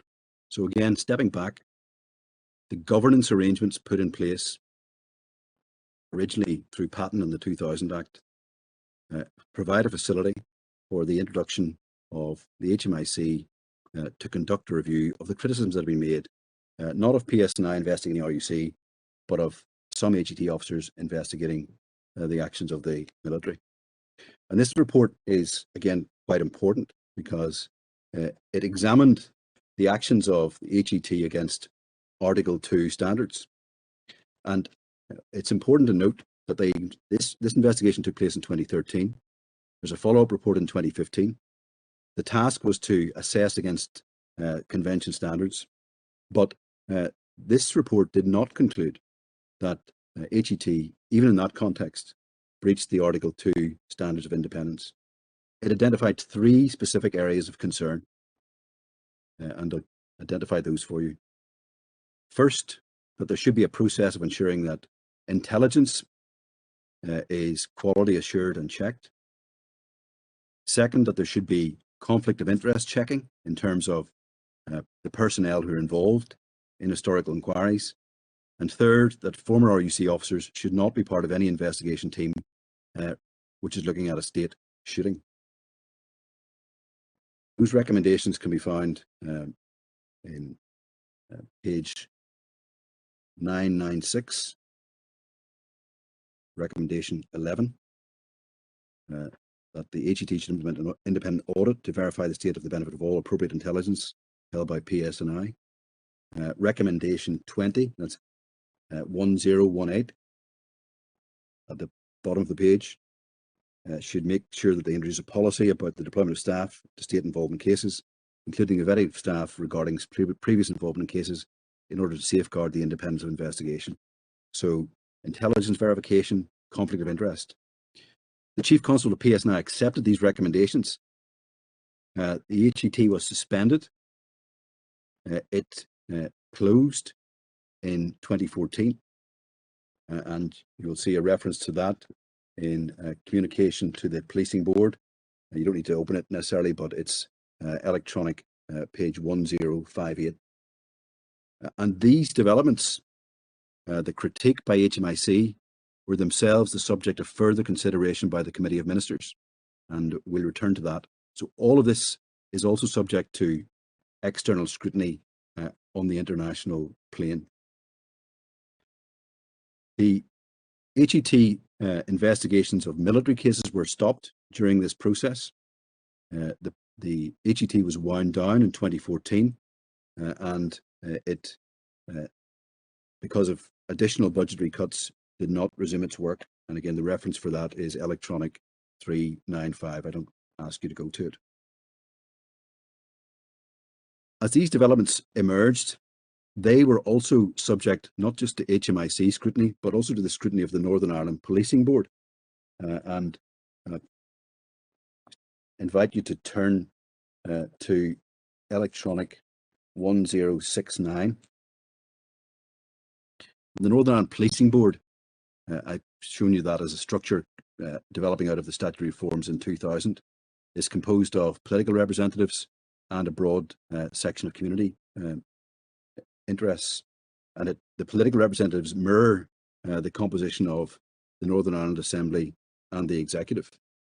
The consideration of the HET critique is at page 1079.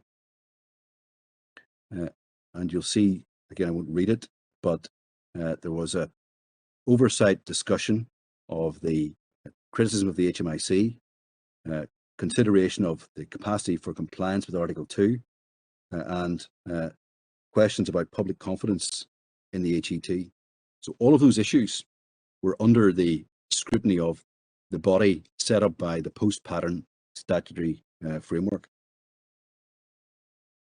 As the Policing Board was considering those issues in those meetings in October, then December and February of 2015, that coincided with the political parties agreeing the Stormont House Agreement, another instrument of some significance in respect of these appeals. And you will find the Stormont House Agreement at page 1104. So, in the court will be mindful of the parallel processes going on. We have a politically composed policing board, fully cited on the HET critique, fully cited on the fact that it's being closed down and is going to be replaced by something else. Those same political representatives are involved in agreeing the Stormont House Agreement in December 2014 at the same time. So you'll see the question of policing is dealt with at paragraphs 30. This is electronic 1109.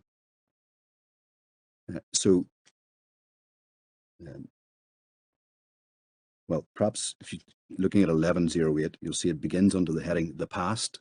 The issue that hadn't been addressed in the Belfast Agreement is addressed in the Stormont House Agreement in 2014. So it has a number of components. Paragraph 22, it has an oral history archive, inviting people to record their views. There's steps to be taken in paragraph 26 for victims and survivors, and a commission for them is to be established. Then just above paragraph 30, you'll see the heading Historical Investigations Unit.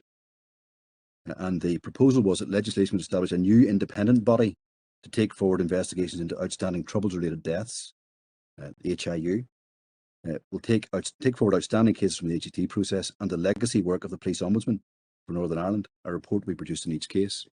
So this was not just something that was meant to replace a policing function, a police investigation or review function. It was also meant to take over the legacy workload of the police ombudsman. So an entirely new body, not just dealing with HET, but with a broader framework to deal with issues in respect of the past. I won't read through the text of the HIU, but the detail is set out between paragraphs 30 and 40. So we had a robust political agreement with a commitment to the introduction of an historical investigations unit.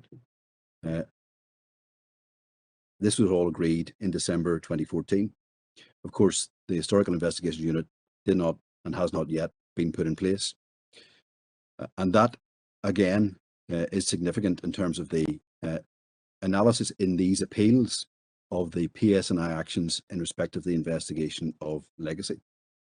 Because court will see that if one turns to electronic 1118, in January 2015, the Chief Constable was writing to the Chief Executive of the Northern Ireland Policing Board, raising issues, legacy issues in light of the Stormont House Agreement. So shortly after it's agreed, contemporaneously with the HET being suspended and these political developments, he writes in respect of the Historical Investigations Unit, and you'll pick that up at page 1118 under that heading.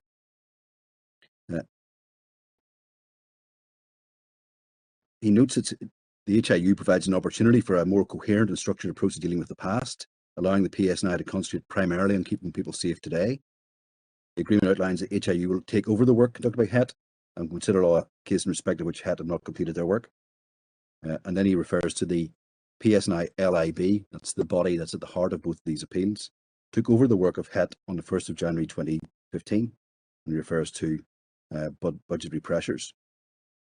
At the top of the next page, 119, he urges the soonest possible establishment of the HIU, but the reality is that in that period between now and the formation of the HIU, the statutory duties to review and investigate the past remain with the PSNI. In this respect, LIB will continue with its work until the HIU is operational. Until such time as legislative change are made to our statutory obligations, the current situation will not change. So the Chief Constable is left in this interim position that until the politically agreed reforms are introduced, he retains a statutory obligation to investigate. I've shown you section 32 of the Police Act, and that means investigate issues relating to the past. He has had a critical inspection in respect of the HET. They have been suspended, and he's responded to that by establishing the Legacy Investigation Branch, the LIB. And all of that's happening under the supervision and scrutiny of the Northern Ireland Policing Board, who are themselves reflective of the political representatives who've agreed the Stormont House Agreement with a view to introducing the HIU. So he sets out in this letter, which is again an important document, how he intends to progress in this, what he considers to be at that time, interim arrangement. And he sets out how the board will, or the Legacy Investigation Branch will operate. It will conduct investigations and reviews. They'll be carried out in accordance with current national standards in full compliance with Article 2. And he dilates on the importance of independence. You'll see on the last three paragraphs a direct reference to their Article 2 obligations arising from their position as signatories to the ECHR. Identifies in the penultimate paragraph the need for independence. Final paragraph refers to the judgment in Brecknell, where the European Court recognised that the PSNI was institutionally distinct from the RUC. It's important to note that at that time, the Serious Crime Review Team would have been almost exclusively, not totally, composed of ex-RUC officers, as nobody recruited to PSNI could have become a detective by then. And he said he was aware of no subsequent case law which cast doubt upon this judgment.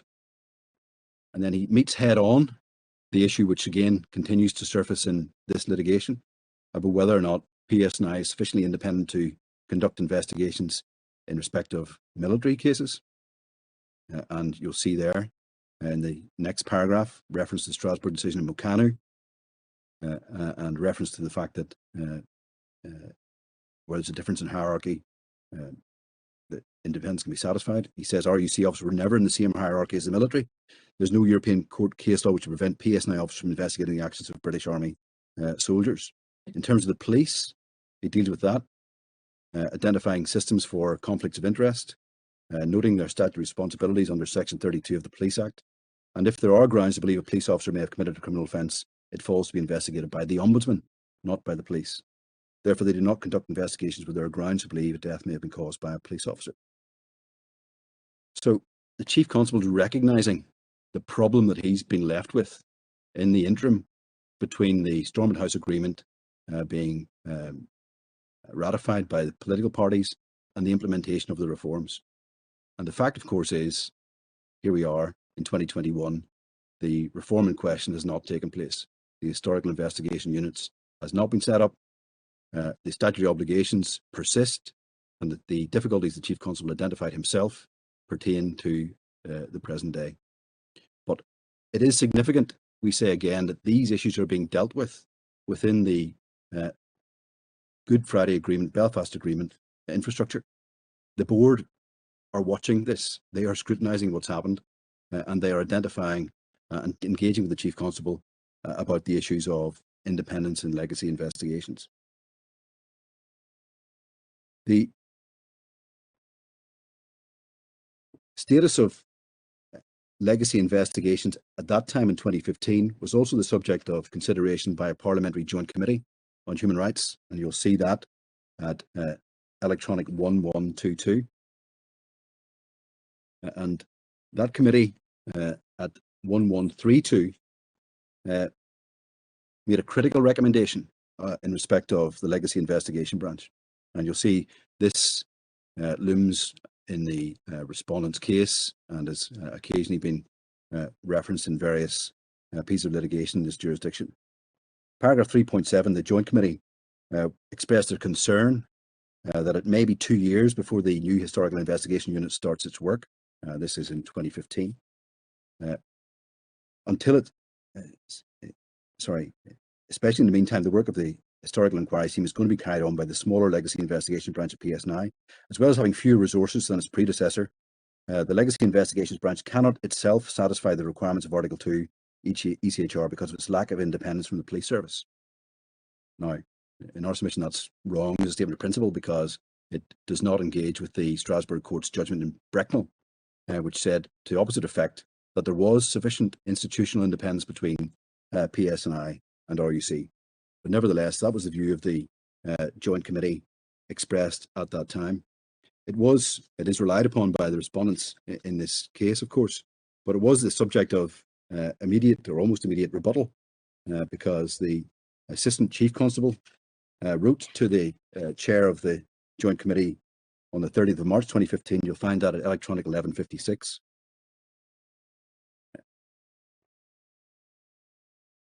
And 1158, dealing with the criticism that they were not sufficiently independent. And you will see at the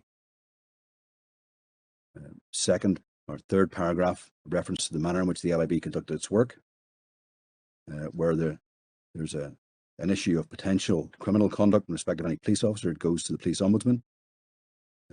They then deal with the Brecknell test and note again that it was institutionally distinct from the RUC.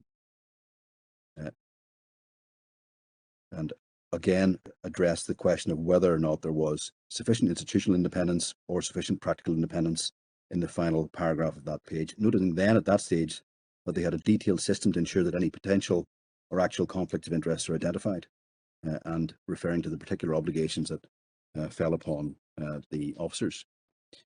Scrutiny continued after that. Again, you have the parliamentary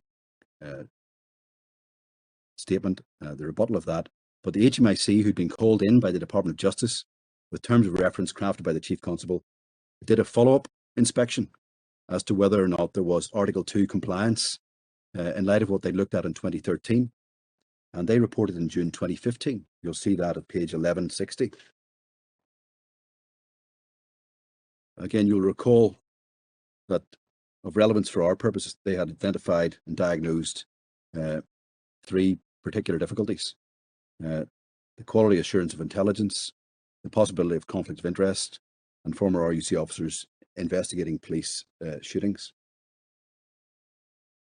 Those issues were addressed in the body of this report. You see the consideration of it at 1205.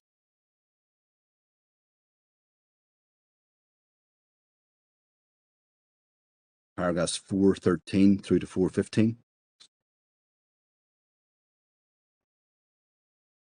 And again, HMIC are identifying the issues about whether or not there's been sufficient vetting of conflict of interest and conflict of interest procedures, and whether or not there are appropriate systems in place to assess intelligence. It's important, we say, that on this second order consideration by HMIC, again, testing this against Article 2 compliance, they do not reach a conclusion that PSNI, LIB are insufficiently independent to conduct any particular type of investigation. There are these residual areas of concern in terms of conflict of interest management and the handling of intelligence, and we'll see in due course how that ultimately is addressed. So these are recommendations for procedural reforms. They're specific and they are amenable to direct action. And ultimately the question is whether or not those were addressed in due course by the organisation. So at the end of that exhaustive external audit, you'll see that it reduces down to those issues. And HMIC are not saying that there is a fundamental issue with Article 2 independence, certainly not at an institutional level, nor at a practical level. And I'll come back to the Strasbourg jurisprudence on the analytical model for independence. The position of the Legacy Investigation Branch was examined by the Court of Appeal in both of these appeals. And at that time, it was found that 27 of the officers involved in the Legacy Investigation Branch had former RUC service, 2 of them in Special Branch. The profile has changed. The position is different, necessarily so, because the number of officers who will have RUC service necessarily dwindles with the passage of time. And the issue is dealt with in the supplementary materials in the affidavit of Mr. Wright, which the court has agreed to admit to Bene Esse. And I'm not sure how these references will work, but there's a supplementary EF page reference 16 for the additional materials. And the court may have it separately in a bundle.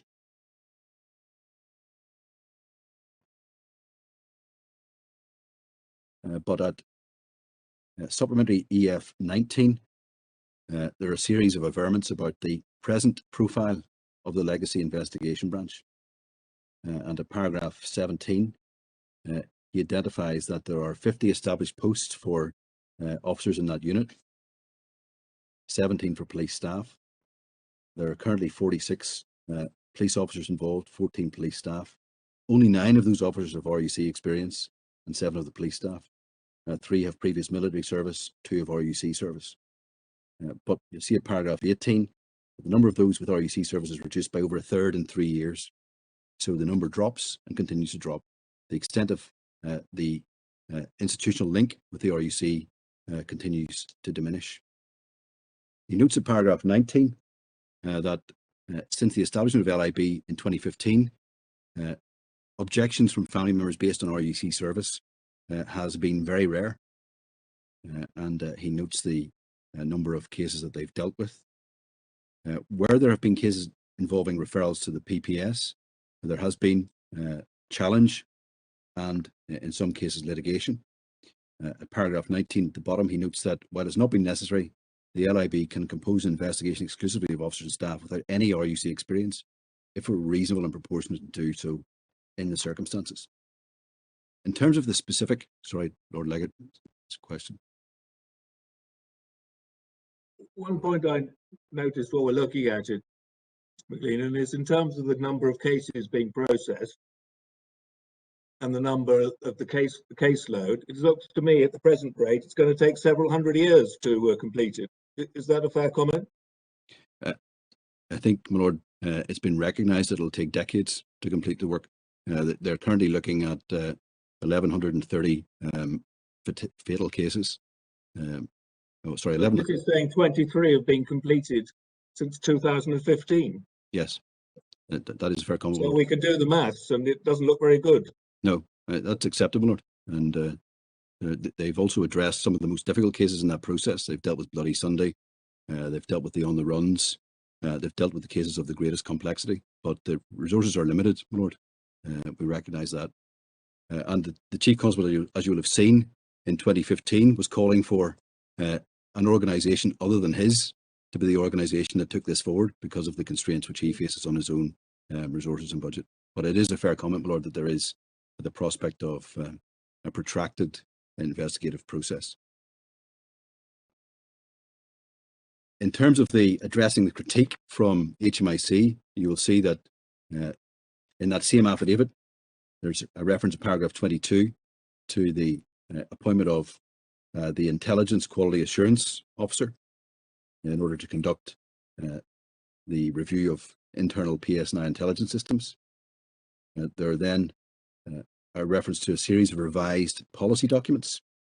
There's a conflict of interest policy, which is referred to in paragraphs 26 and 27. And you'll see in paragraph 28 that policy has been the subject of extensive consultation with a range of NGOs, human rights bodies, the Policing Board, Human Rights Commission, and others. So again, to meet the HMIC critique, a policy has been put in place in order to address those specific issues. And that again is a point which we say meets the critique advanced by the Her Majesty's Inspector of Constabulary in 2015. The questions of how conflicts of interest are managed are dealt with in the same affidavit at paragraph 32 and following. You'll see in paragraph 36, thus far, no officer has been excluded from involvement in review or investigation resulting from a potential conflict of interest. No officer has ever been found to have failed to declare such interest. The passage of time means the vast majority of cases now being reviewed and investigated by LIB predate the service period of even those members of LIB with RUC experience. Very few former RUC officers remain in the system. And the risk that the work might be disrupted by officers excluded from cases is expected to diminish further with time. So again, the processes identified by HMIC have been addressed by appropriate policy changes. They also have a case sequencing model, which goes back to the point my Lord Leggett raised, dealt with the paragraph 40 and following. So they prioritise those cases which are most likely to result in a prosecutorial outcome. And those will be cases where there's a contemporary person of interest, where there's forensic potential, where there's a criminal justice outcome possible, and there's a complex matrix by which such cases are assessed. Yeah, and those cases, of course, are the cases which take the most extensive amount of time. And indeed, those cases have resulted in prosecutorial action. And you will see, for example, the review of the Bloody Sunday incident has led to prosecutorial action. At least 2 other fatal shootings by military officers have led to prosecutorial action. All of that flowed from the work of the LIB. And you'll see that if you have supplementary reference 119 in the same booklet, there's a list of the cases referred to the PPS, so the Public Prosecution Service, by the police. And you'll see among the incidents there are incidents involving fatal shootings by the military at number 4, number 5, number 6. Those are cases where they've, again, satisfactorily concluded a process that resulted in the passage of files to the PPS. So there is clearly a facility whereby they can discharge their work. And all of those cases, of course, are particularly complex.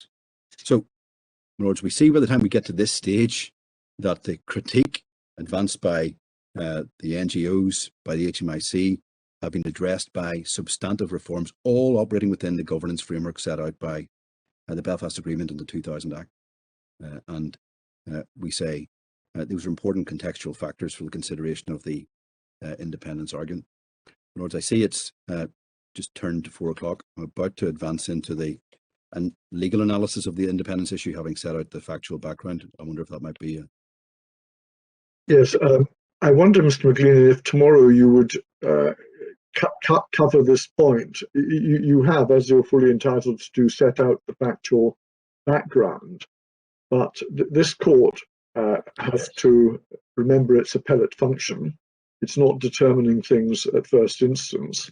And how far can we have regard to your presentation of the facts without you first establishing that the courts below weren't entitled to find as fact as they did? But this is a matter I hope you will address us tomorrow tomorrow morning. I will do, Lord, yes. Thank you very much. Well, on that basis, the court will now adjourn. Thank you all very much.